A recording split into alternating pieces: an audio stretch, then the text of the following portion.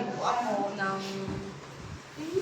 August, pero hindi po ako nakabalik kasi kinuha ko pa po yung biopsy.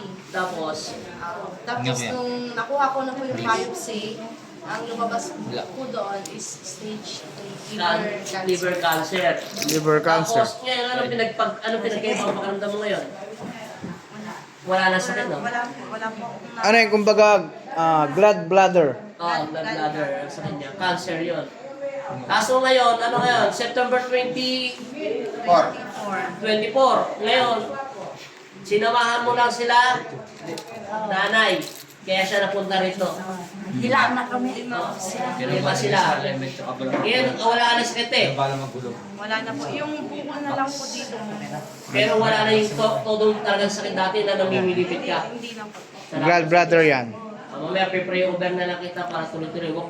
Di ba, ang policy ko, lahat ko sinasabi, walang bawal makipid at pag nasa, babalik ang sakit. Kung may asawa at naghiwalay na, patagalan mo ng 3 taon, 2 taon bago mag-asawa. Kasi, kapapasok na ng Espiritu, hahanapan ka ng Diyos. Kung mag-asawa kayo, kung ayaw nyo, mahal nyo ang asawa at anak nyo, okay lang.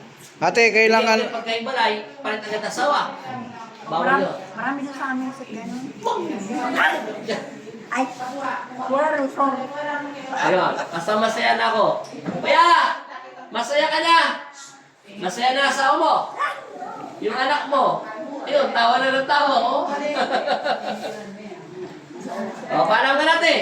Salamat sa Bye. pagbigyan mo ng pasyente na binigay sa'yo ng Diyos. Mamaya, Harap ka dito, te. Bye-bye! ano na lang kita, pray over na lang Galing kita. niya ako. Tingnan mo, dinagdagan ko.